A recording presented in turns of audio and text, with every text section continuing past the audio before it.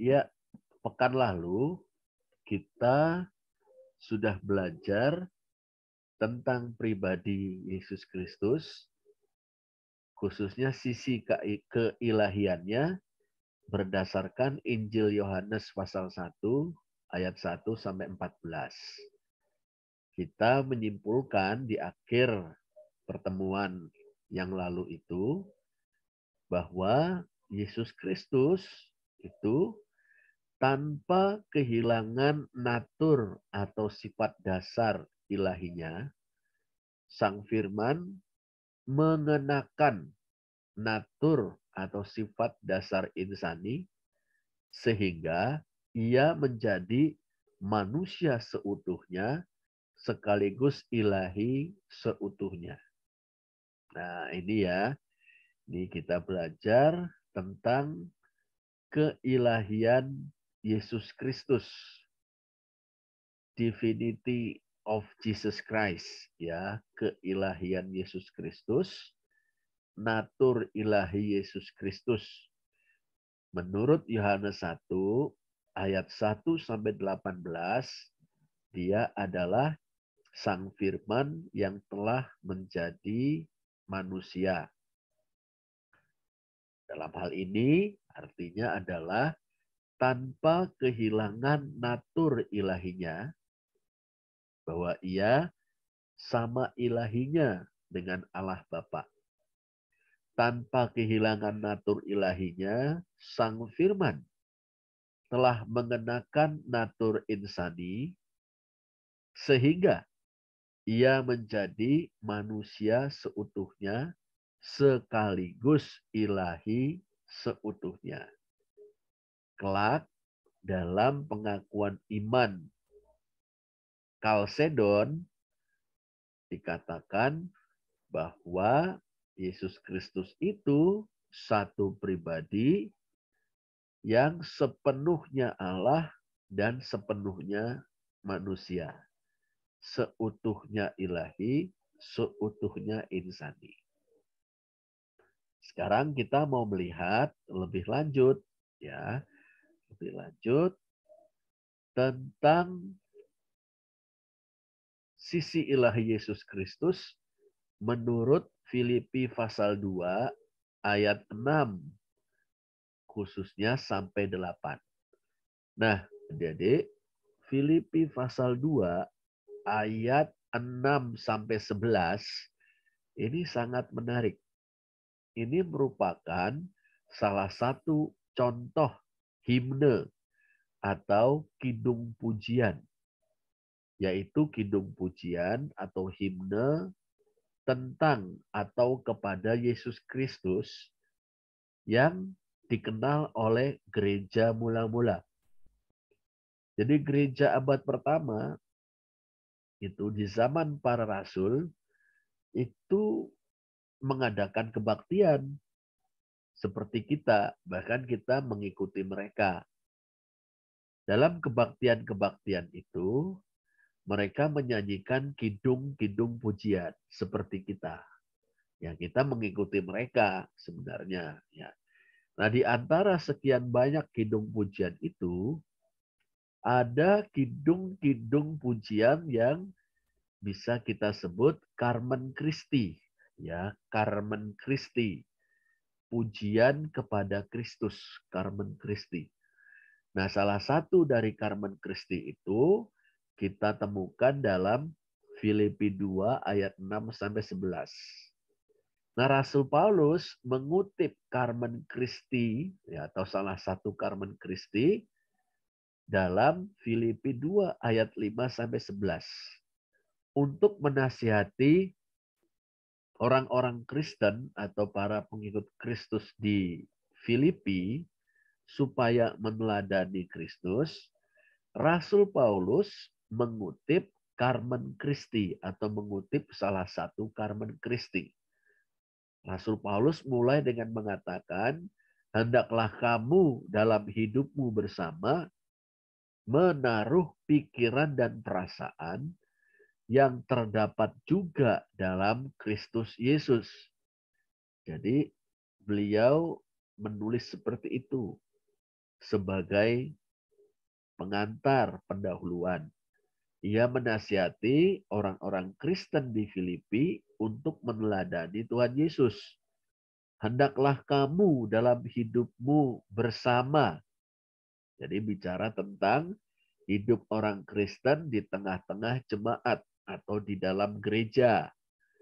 Hendaklah kamu dalam hidupmu bersama menaruh pikiran dan perasaan yang terdapat juga dalam Kristus Yesus. Atau boleh diterjemahkan, memiliki pikiran Kristus Yesus. Itu dia. Rasul Paulus itu menasihati orang-orang Kristen di gereja Filipi supaya mereka memiliki pikiran Kristus.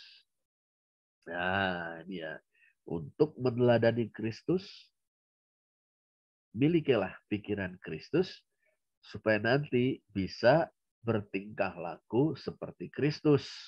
Nah, lalu beliau mengutip Carmen Christi untuk memberikan gambaran. Memangnya seperti apa sih Kristus Yesus itu?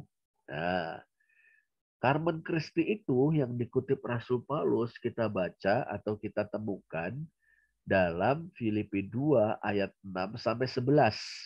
Ya, Filipi 2 ayat 6 sampai 11. Tuh. Nah, tapi memang Filipi 2 ayat 6 sampai 11 ini, Carmen Christi ini terdiri dari dua bagian. Bagian pertama, Filipi 2 ayat 6 sampai 8. Ini bicara tentang Kristus yang merendahkan diri. Bagian pertama, ya, Filipi 2 ayat 6 sampai 8. Bagian kedua, Filipi 2 ayat 9 sampai 11, itu berbicara tentang Kristus yang ditinggikan oleh Allah Bapanya. Kristus yang ditinggikan oleh Allah Bapanya.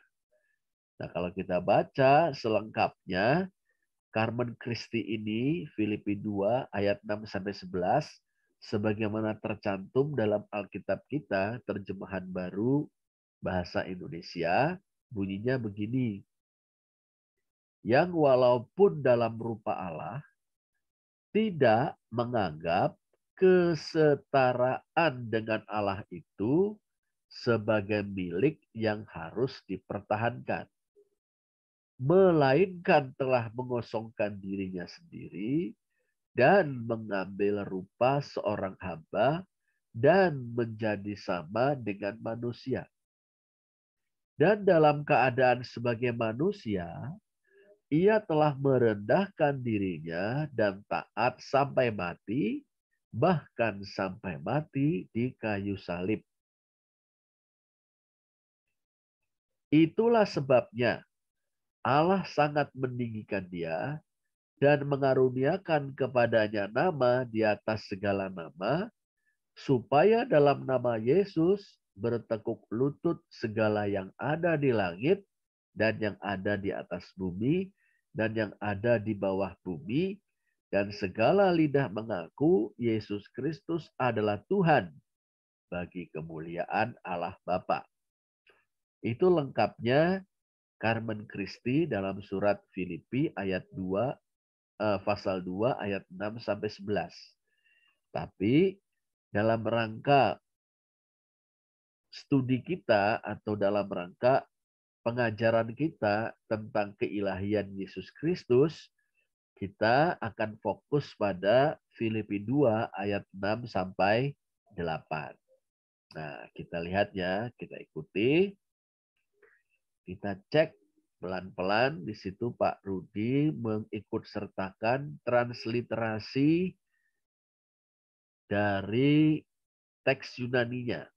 Transliterasi dalam huruf Latin dari teks Yunani, ya, supaya kita bisa mengikutinya juga, ikut membacanya juga, ya.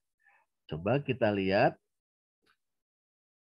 Kita mulai. Yang walaupun dalam rupa Allah tidak menganggap kesetaraan dengan Allah sebagai milik yang harus dipertahankan. Nah, adik-adik, teman-teman, ungkapan dalam rupa Allah dalam bahasa Yunani en morphe theu huparchon. Nah, itu. En morphe theu huparchon. Huparchon sendiri artinya adalah existing, ya, yang ada, itu yang berada. Nah, en morphe theu dalam natur atau dalam kodrat atau dalam sifat dasar Allah. Diterjemahkan dengan indah dalam Alkitab LAI yang walaupun dalam rupa Allah.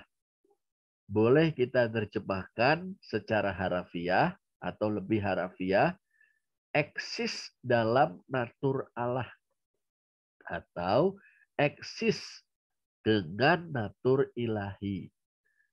Nah, ini merujuk pada siapa? Merujuk pada Kristus Yesus, ya, bahwa dia itu eksis dalam natur Allah, bahwa dia adalah yang ilahi seutuhnya. Ini dia. Tapi anak kalimat berikutnya mengatakan tidak menganggap kesetaraan dengan Allah itu sebagai milik yang harus dipertahankan. Ungkapan kesetaraan dengan Allah itu dalam teks Yunani adalah to einai isateo. To einai isateo. Boleh diterjemahkan harafiah to be equal with God. Ya, setara dengan Allah. Ini dia. Nah, Yesus Kristus atau Sang Anak sebelum turun ke dalam dunia menjadi manusia, dia eksis dalam natur Allah. Dia ilahi seutuhnya dengan Allah, ya, ilahi seutuhnya sama dengan Allah Bapaknya, dan memiliki kemuliaan, kehormatan yang equal dengan Allah. Itu dia. Nah, jadi sama-sama ilahinya dengan Bapa, dengan Allah Bapa. Dan memiliki kemuliaan yang setara dengan Allah Bapaknya. Tetapi ternyata Sang Anak tidak menganggap kesetaraan dengan Allah itu sebagai milik yang harus dipertahankan. Ya, dia yang memiliki natur ilahi seperti Bapa atau sama dengan Bapa, natur ilahinya berkedudukan sama dengan Allah. Artinya menjadi subjek puji-pujian, penyembahan, ya, dimuliakan oleh para malaikat, ya, di tahtanya. Tapi Sang Anak tidak menganggap kedudukan yang setara dengan Allah, kedudukan dalam segala kemuliaan, kemegahan, keagungan itu sebagai milik yang harus dipertahankan. Itu. Jadi meskipun dia ilahi seutuhnya sama halnya dengan Bapa dan setara kedudukannya dengan Bapa, menerima segala hormat, kemuliaan dan puji-pujian dari para malaikat, ia tidak menganggap kesetaraan dengan Allah atau kedudukan yang setara dengan Bapaknya itu sebagai milik yang harus dipertahankan. Lantas apa yang ia lakukan? Ya, kita membaca dalam ayat 7, melainkan telah mengosongkan dirinya sendiri. Nah, dalam teks Yunani untuk telah mengosongkan dirinya sendiri adalah heauton ekenosen.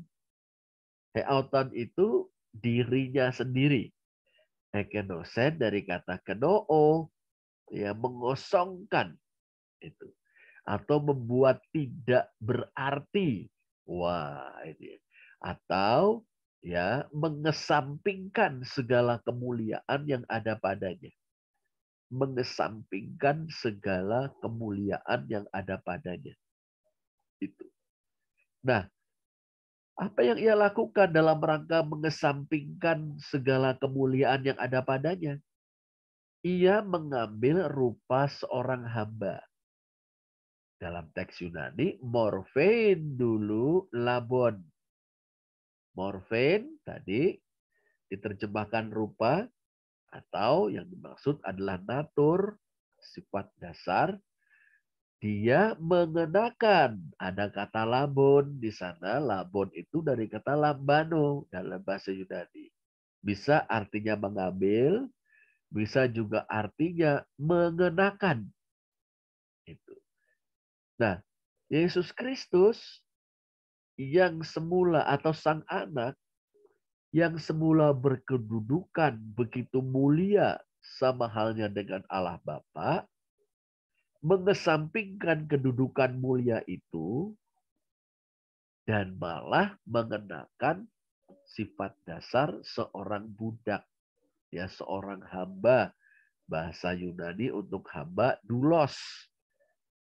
Hamba adalah sebuah terjemahan yang sopan yang dilakukan oleh lembaga Alkitab, sangat baik. Tapi kalau mau diterjemahkan letterlek adalah budak. Ini dia ya. Luar biasa ya. Sang anak atau anak Allah yang sama ilahinya dengan Bapa, itu satu. Kedua, sama mulia kedudukannya dengan Bapa. Malah mengesampingkan kedudukan yang mulia itu dan memilih untuk menjadi seorang hamba atau seorang budak. Hamba atau budaknya siapa? Hamba atau budaknya Allah Sang Bapa. Ini yang dahsyat sekali. Ya, dia memilih, dia memutuskan untuk menghamba, mengabdi, menjadi hamba, menjadi budak dari Bapaknya. Nah, itu dilakukan dengan menjadi sama dengan manusia. Ini dia. En homo iomati anthropon genomenos. Ya.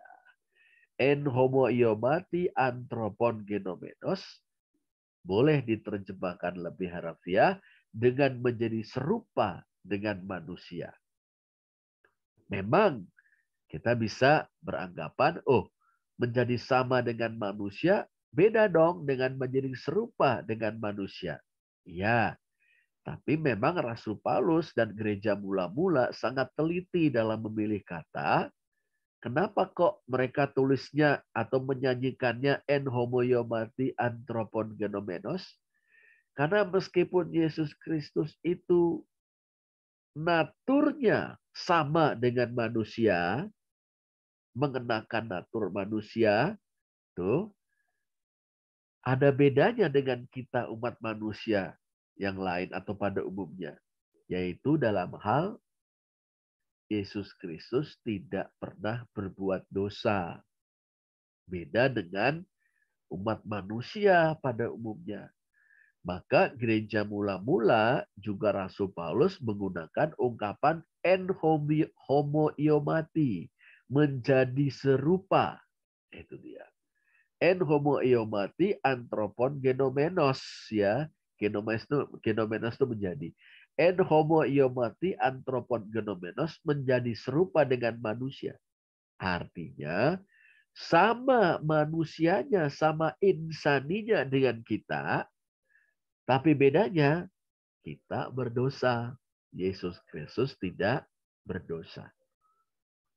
Nah, ini mesti jelas dulu ya, teman-teman, adik-adiknya. Ini prinsip iman Kristen, ajaran dasar kita, ya, bahwa pribadi yang ilahi seutuhnya itu ada dalam kemuliaan surgawi dengan Allah Bapa, tetapi memilih untuk meninggalkan kemuliaan surgawi itu dengan menghambakan diri kepada Bapaknya, menjadi sama dengan manusia.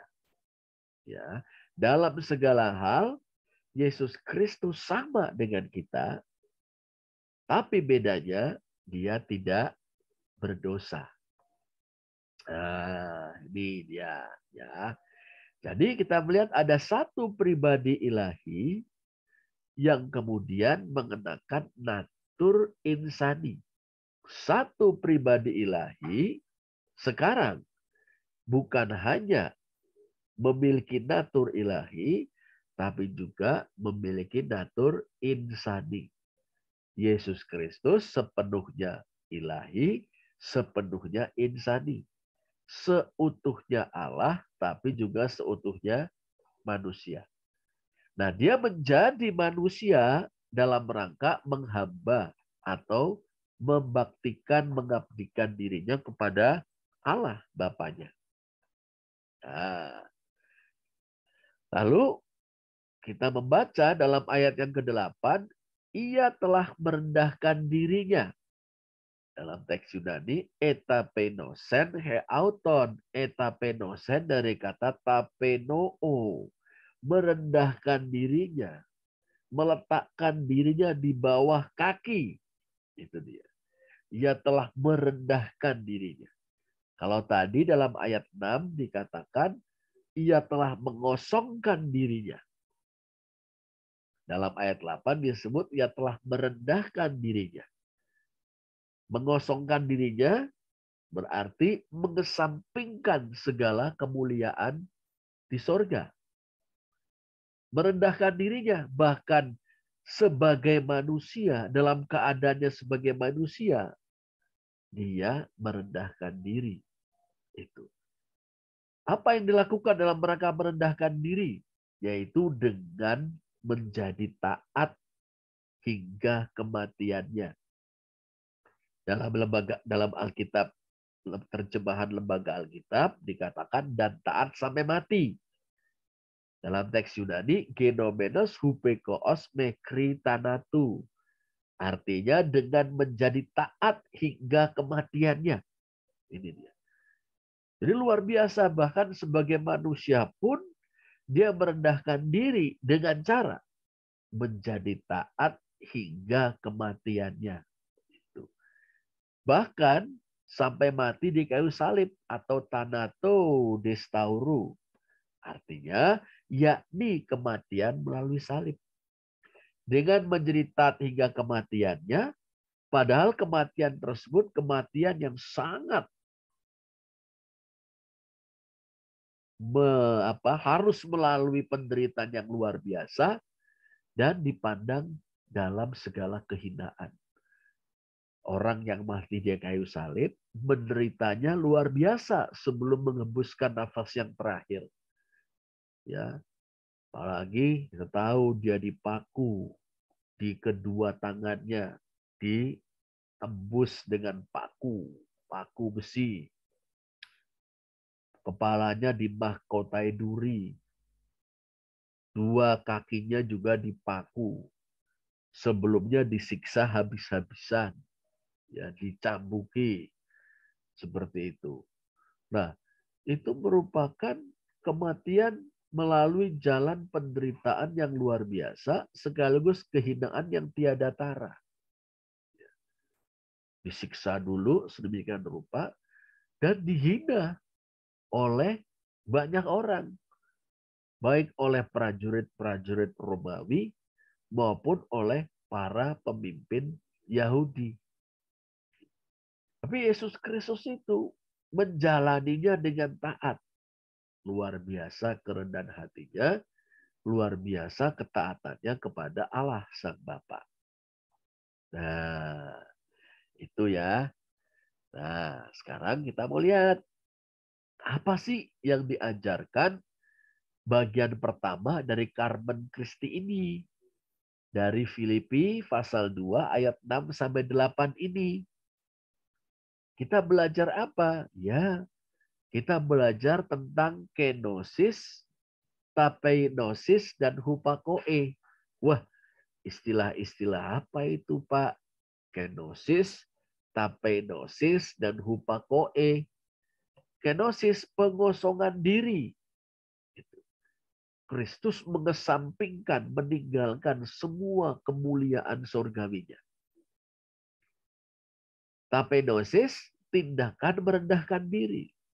Dia merendahkan diri ke level yang sebawah-bawahnya, level serendah-rendahnya sebagai manusia. Dalam pemahaman atau dalam dunia sosial manusia pada waktu itu, menjadi budak itu berarti merendahkan diri serendah-rendahnya. Apa itu hupakoe? Ketaatan. Ketaatan kepada Bapa. Ketaatan kepada Allah Bapaknya. Nah, ini harus kita jelas. Ya, sang anak dengan menjadi manusia tidak membuang natur ilahinya. Bukan. Ya, sang anak dengan menjadi manusia tidak kehilangan natur ilahinya. Seakan-akan dia bukan lagi Allah, bukan lagi ilahi seutuhnya, bukan. Ya, Kristus atau anak Allah menjadi manusia tidak membuang natur ilahi, melainkan mengesampingkan atau meninggalkan kemuliaan sorgawi untuk menempuh kesengsaraan dan kehinaan dalam rangka ketaatan kepada Allah Bapaknya untuk menggenapi rencana Allah, yaitu rencana keselamatan. Nih dia ya, ini penting sekali ya. Kristus atau anak Allah dengan menjadi manusia tidak membuang keilahiannya. Tapi ia meninggalkan kemuliaan sorgawi untuk menempuh kesengsaraan dan kehinaan dalam rangka ketaatan kepada Allah Bapaknya untuk menggenapi rencana Allah, yaitu rencana keselamatan. Nah, ini ya. Sampai di sini, apakah teman-teman dan adik-adik sudah jelas ya bahwa pribadi Yesus Kristus adalah pribadi ilahi yang datang ke dalam dunia mengenakan natur insani sehingga dia adalah pribadi yang seutuhnya ilahi sekaligus seutuhnya insani. Yesus Kristus Allah sejati sekaligus manusia sejati. Allah seutuhnya juga manusia seutuhnya. Apakah ini sudah jelas, Pak Rudi? Tanya Elva. Apakah Elva sudah jelas tentang hal ini? Jelas, Pak. Jelas ya. Bagaimana dengan Luffy? Sudah jelas, Pak. Oke, puji Tuhan. Jen, bagaimana? Apakah Jen Sudah sudah jelas? jelas, Pak. Sudah jelas. Oke, baik. Hanya saya bisa kasih tanggapan dikit, Pak. Oh, boleh Jen. Silakan Jen.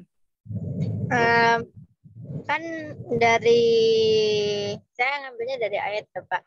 Ini kan Aha. dari 3 ayat ini Filipi 2 ayat 6 sampai 8. Tadi kan topiknya kan tentang sifat-sifat Tuhan kan. Ya Iya, kan?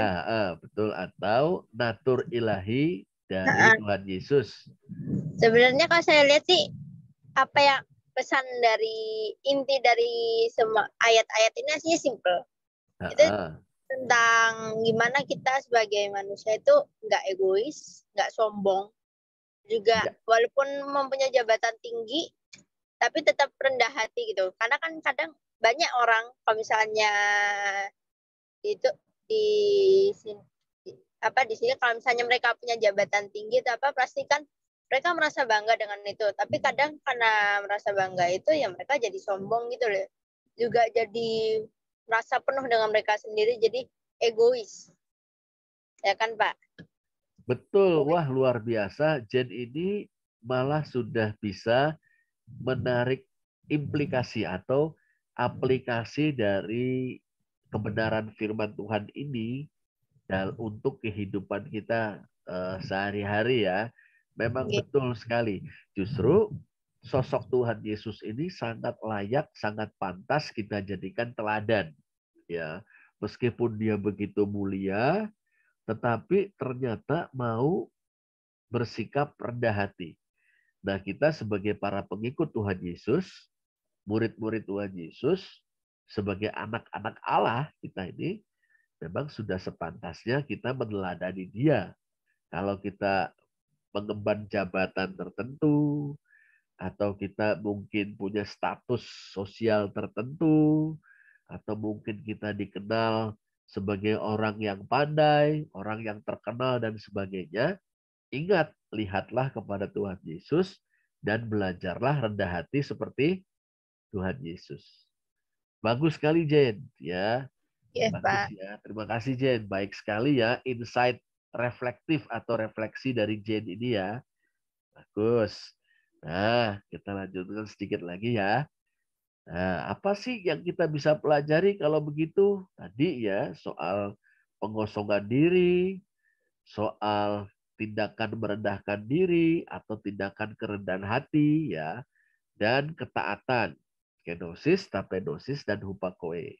Secara lebih spesifik, kita lihat ya. Pertama, kontras banget antara Tuhan Yesus dan Adam. Kita masih ingat ya waktu kita belajar tentang manusia yang jatuh ke dalam dosa. Adam dan Hawa, pendeknya manusia pertama ingin menjadi Tuhan atas dirinya sendiri.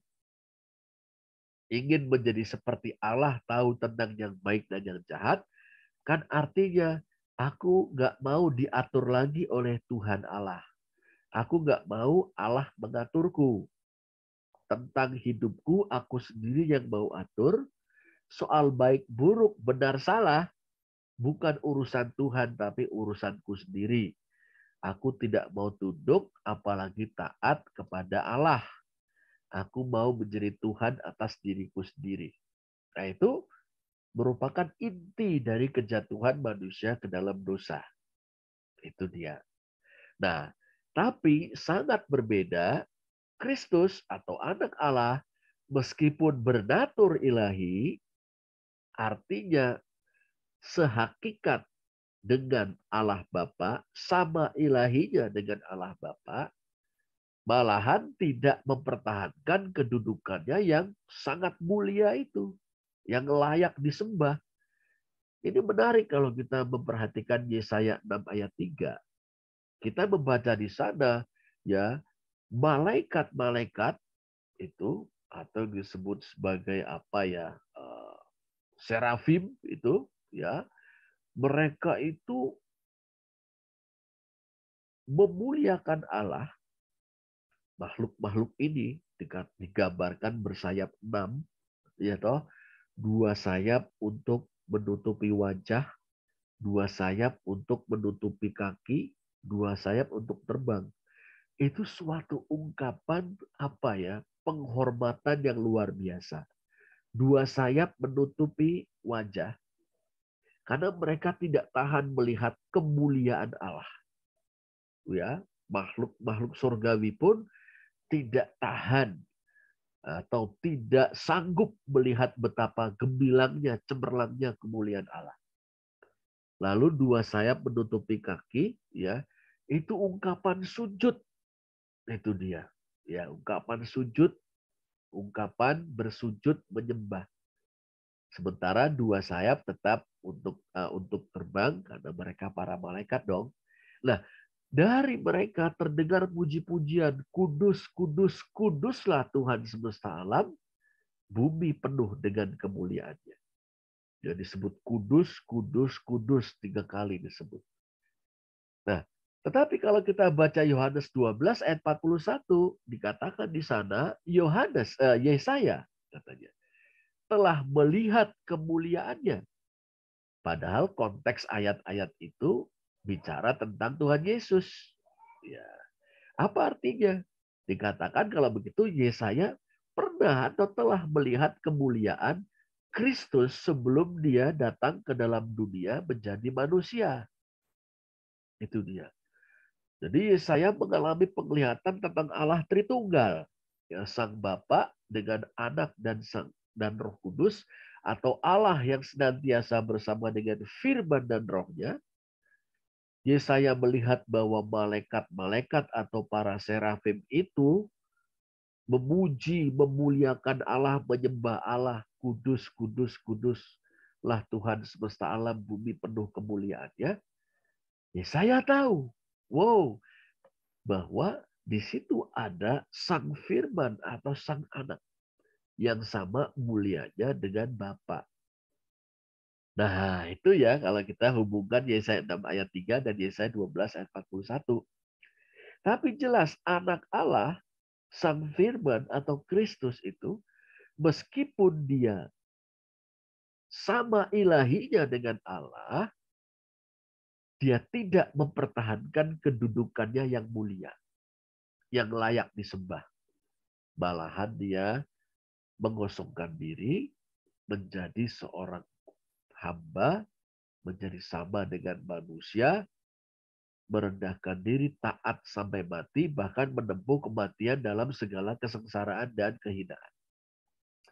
Beda banget dengan moyang pertama manusia yang mau menjadi Tuhan atas dirinya sendiri. Anak Allah malah menghamba kepada Bapaknya. Yang kedua, nah, dengan digunakannya kata doulos, hamba, bahasa Yunani itu doulos, bahasa Ibrani evet, ya.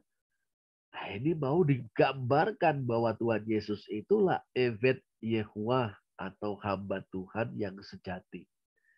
Nah, adik-adik perlu tahu bahwa dalam kitab Yesaya jilid yang kedua, pasal 40 sampai 55, itu ada 4 nyanyian, 4 syair kidung tentang hamba Tuhan atau Evet Yahweh, Evet Yehuwah.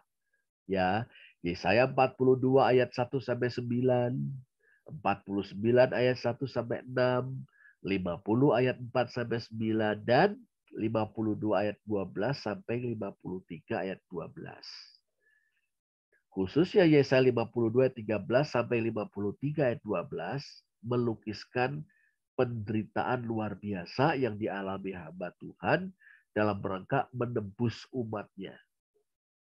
Nah, sebagai hamba Tuhan atau Evet Yehuwah itu, Kristus taat sampai mati, yaitu mati di kayu salib, mati dengan menempuh segala kesengsaraan dan kehinaan yang luar biasa demi keselamatan umatnya. Sebagaimana dikatakan dalam Injil Matius 1 ayat 23, ya, ia adalah Yesus, sebab dialah yang akan menyelamatkan umatnya dari dosa mereka. Dengan jalan apa? Menderita kesengsaraan dan kehinaan di kayu salib.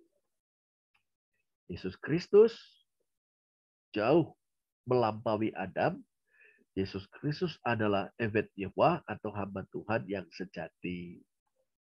Nah, itu ya. Maka kita bisa simpulkan Yesus Kristus dari pembelajaran kita dalam 2 pertemuan ini. Pertama, menurut Yohanes 1 ayat 1 sampai 18, ia adalah pribadi ilahi, sang firman. Dia yang bernatur ilahi sama dengan Allah Bapa. Dia yang menjadi manusia seutuhnya seperti kita. Bedanya dia tidak berdosa. Menurut Filipi 2 ayat 6 sampai 8, Yesus Kristus adalah pribadi ilahi, sang anak yang bernatur ilahi sama dengan Allah Bapa, yang merendahkan diri dengan jalan menjadi manusia, yang menghambakan diri kepada Allah, dan taat sampai mati dalam kesengsaraan dan kehinaan untuk keselamatan kita manusia berdosa. Nah, jadi kalau kita ditanya, siapakah Yesus Kristus? Wah, Yesus Kristus itu bukan sekedar nabi, bukan sekedar guru agung, bukan sekedar manusia paling bermoral. Dia adalah pribadi ilahi yang telah menjadi manusia. Dia seutuhnya Allah, juga seutuhnya manusia, tanpa dosa. Dan oleh karena itu, dia layak dan sanggup menyelamatkan kita manusia berdosa. Nah, sampai di sini apakah ada pertanyaan Pak Rudi mau tanya, apakah ada pertanyaan? Bagaimana, apakah ada pertanyaan dari Elva? Dari aku nggak ada, Pak. Oke, baik. Dari Luffy bagaimana? Nggak ada, Pak. Ya. Jen bagaimana? Tidak ada, Pak. Iya, oke. Nah, inilah pertemuan kita pada hari ini, belajar tentang sisi ilahi dari Yesus Kristus berdasarkan Filipi 2 ayat 6 sampai 8.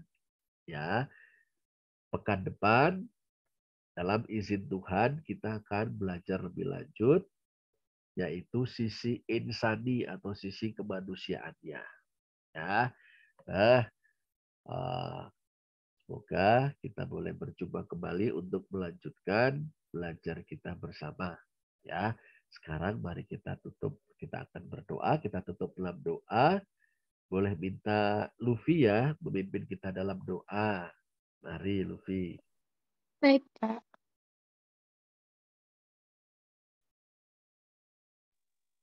Terima kasih Tuhan Yesus, kami dapat berkumpul malam ini untuk melaksanakan katekisasi pada hari ini. Sebentar kami akan menyelesaikan katekisasi. Tuhan tolong berkati kegiatan kami yang selanjutnya supaya bisa berjalan dengan lancar. Terima kasih Tuhan Yesus. Amin.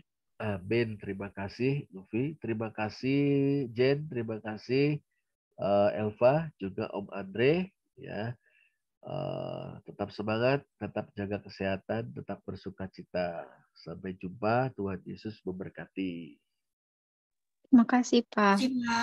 Ya, sama-sama. Yuk, Tuhan berkati.